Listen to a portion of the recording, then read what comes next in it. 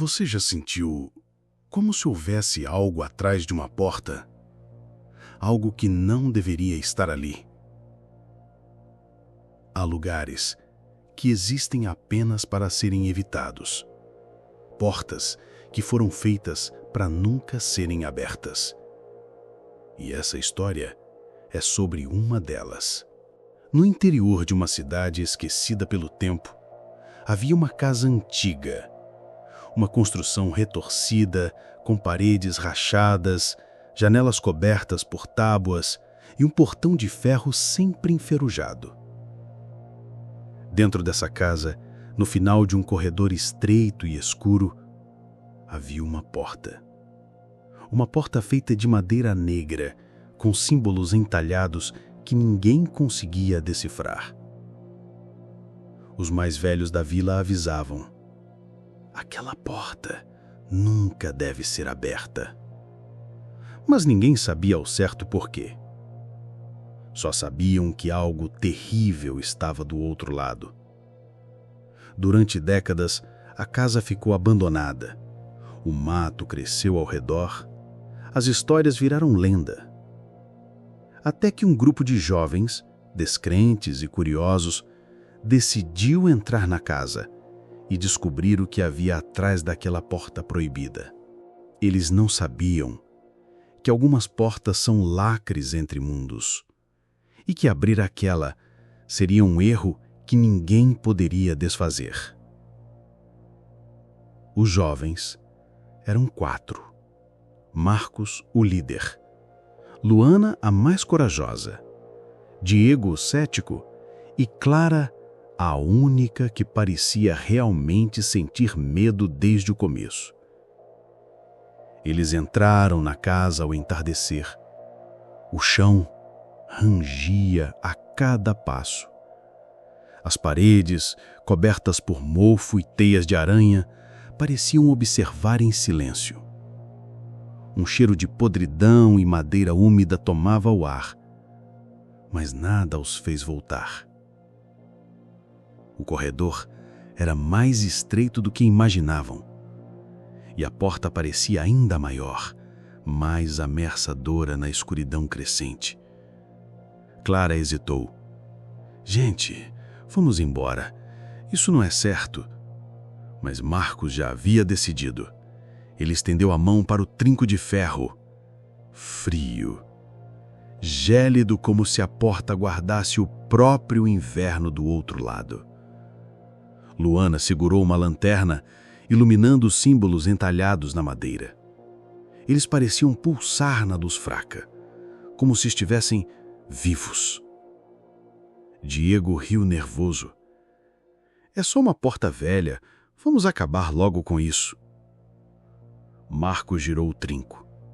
E naquele momento, um vento gelado soprou do interior da casa, apagando a lanterna.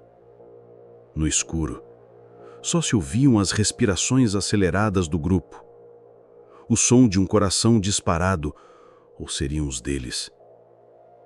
Então, um estalo, como se a porta tivesse se aberto sozinha.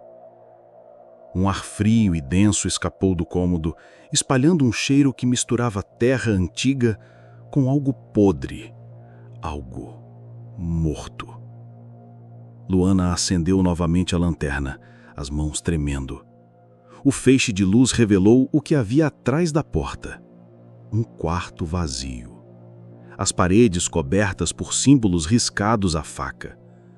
No chão, marcas estranhas, como se algo tivesse sido arrastado em círculos. No fundo, uma sombra imóvel, uma silhueta que parecia observar o grupo. Clara recuou um passo.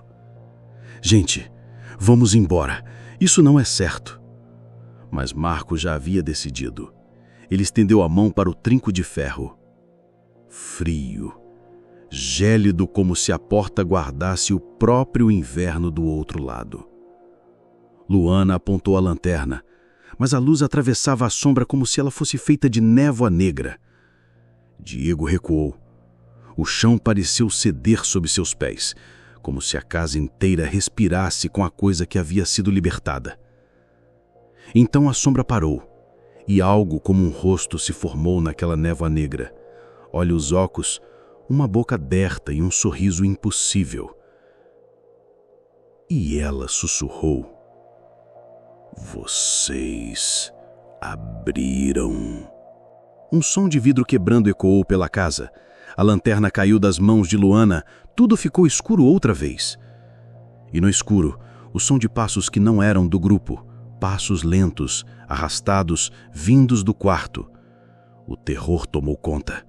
Eles correram, mas a casa parecia maior, o corredor sem fim, a porta de saída sempre longe demais.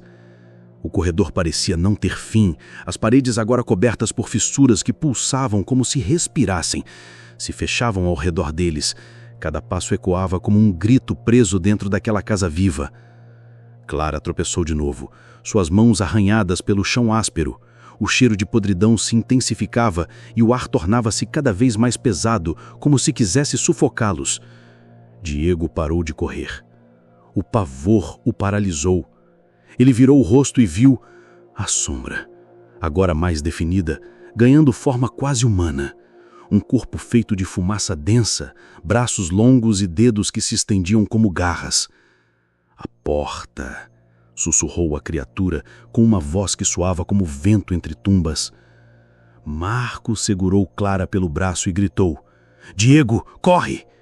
Mas Diego estava hipnotizado pelo olhar da entidade. Olhos vazios, negros como um poço sem fim, que o puxavam para um abismo invisível. Luana o agarrou, forçando-o a correr. E juntos, eles correram novamente pelo corredor que parecia dobrar o próprio espaço. Enquanto fugiam, as luzes imaginárias piscavam no escuro. Formas se moviam nas sombras. Sussurros os cercavam, dizendo palavras que não conseguiam compreender. Palavras de outro mundo. O chão sob seus pés começou a se desfazer.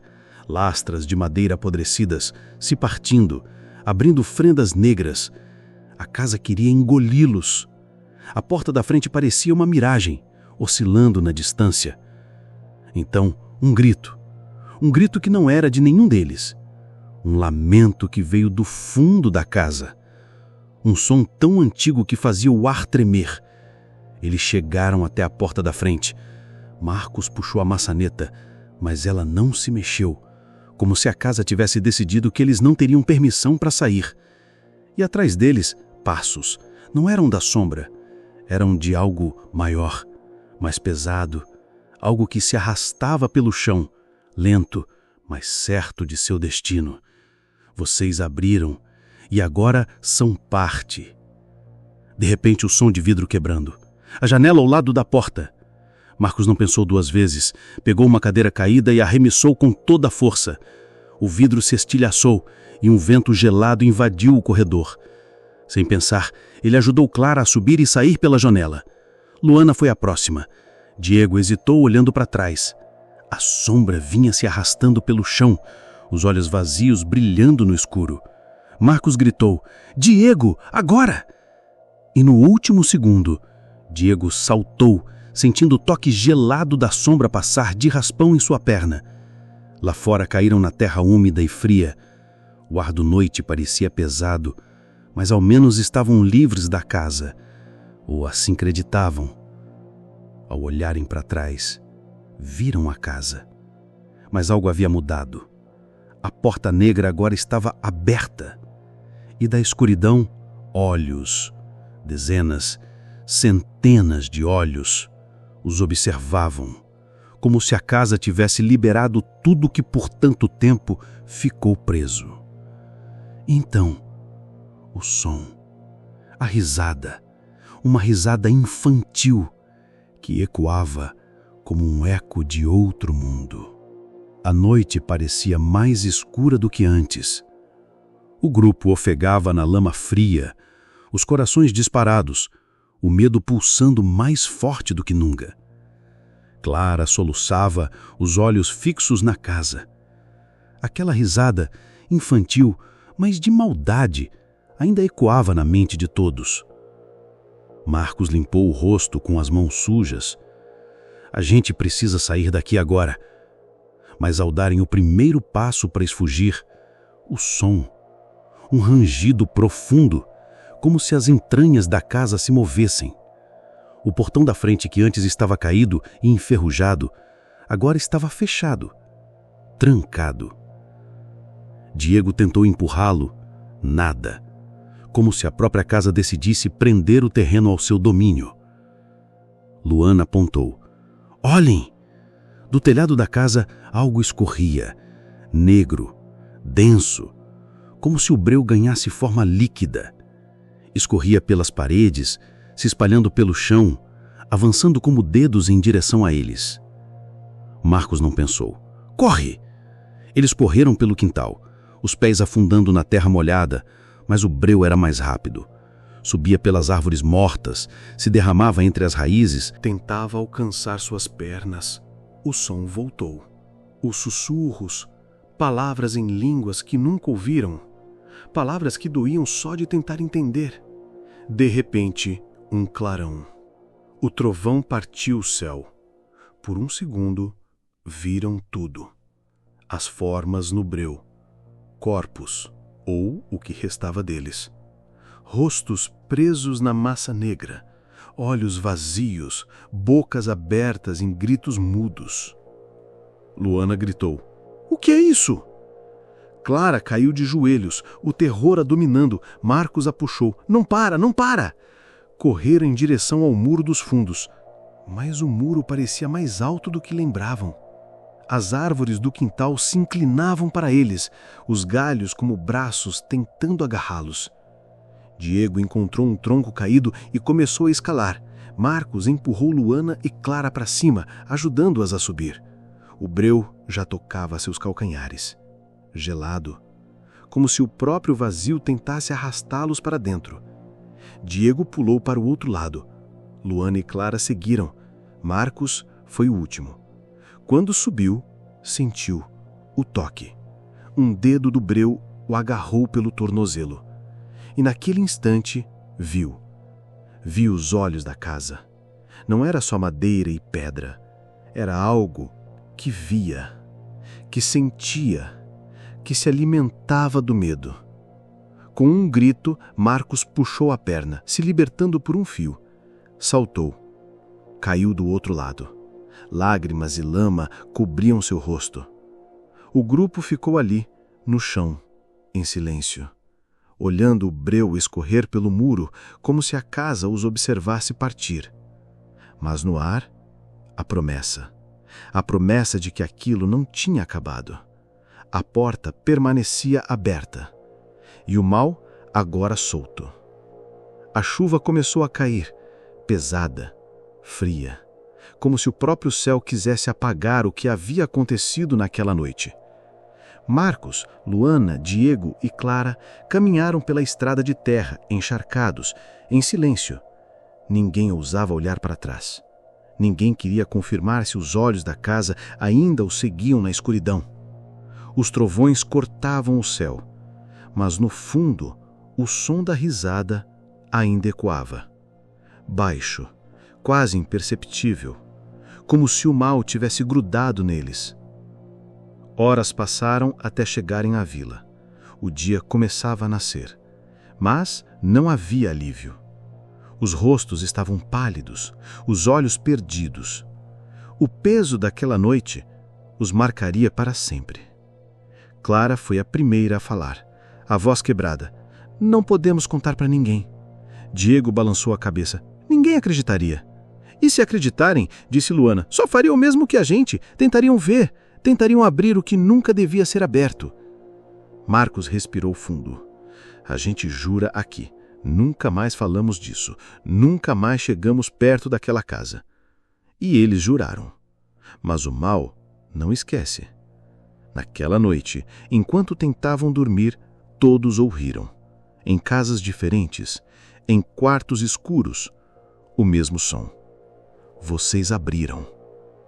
E algo começou a mudar na vila. Os animais ficavam agitados. Os cães latiam para o vazio. Os pássaros desapareciam. As pessoas começaram a sonhar com a porta. uma porta negra marcada por símbolos estranhos, e acordavam gritando, o suor frio banhando o corpo. Dias passaram, e as sombras começaram a aparecer. À noite, podiam ser vistas nos campos, nas estradas, observando, esperando. Até que, uma noite, a primeira criança desapareceu. Sem sinais, sem rastros, apenas sumiu. A vila entrou em pânico, mas os 4 sabiam. Sabiam que o libertaram agora caminhava entre eles. Marcos reuniu o grupo. A gente tem que terminar o que começou. O quê? Disse Clara, os olhos arregalados. Você quer voltar lá? Não temos escolha. E assim, na escuridão da madrugada, voltaram a casa. Cada passo mais difícil que o anterior. O portão estava aberto, como se os esperasse. A porta negra agora entreaberta. Do interior, o sussurro. Vocês abriram. Agora entrem. E eles entraram. Sabiam que não havia outra saída. Mas o que encontraram lá dentro era muito pior do que imaginavam. O breu os envolveu por completo. O mundo virou sombra e silêncio. Mas no meio daquele vazio, uma luz fraca, uma esperança tênue. Marcos sentiu algo puxando-o para cima, como se estivesse sendo resgatado das profundezas. Lentamente, ele abriu os olhos. Estava sozinho, no quarto de uma casa normal. A luz do sol entrava pela janela. Olhou ao redor. Nada parecia errado. Mas seu corpo doía. Sua mente estava fragmentada. Ouviu um sussurro quase inaudível. Vocês abriram, mas ainda não terminou. Marcos se levantou, sentindo o peso do que vivera. Sabia que algo o seguia, que a porta nunca realmente se fechou. Enquanto isso, lá fora na vila, as sombras se moviam, esperando o próximo passo. E você, teria coragem de abrir a porta? Curta, compartilhe e comente no vídeo. Você abriria essa porta? Ative o sininho para não perder os próximos mistérios.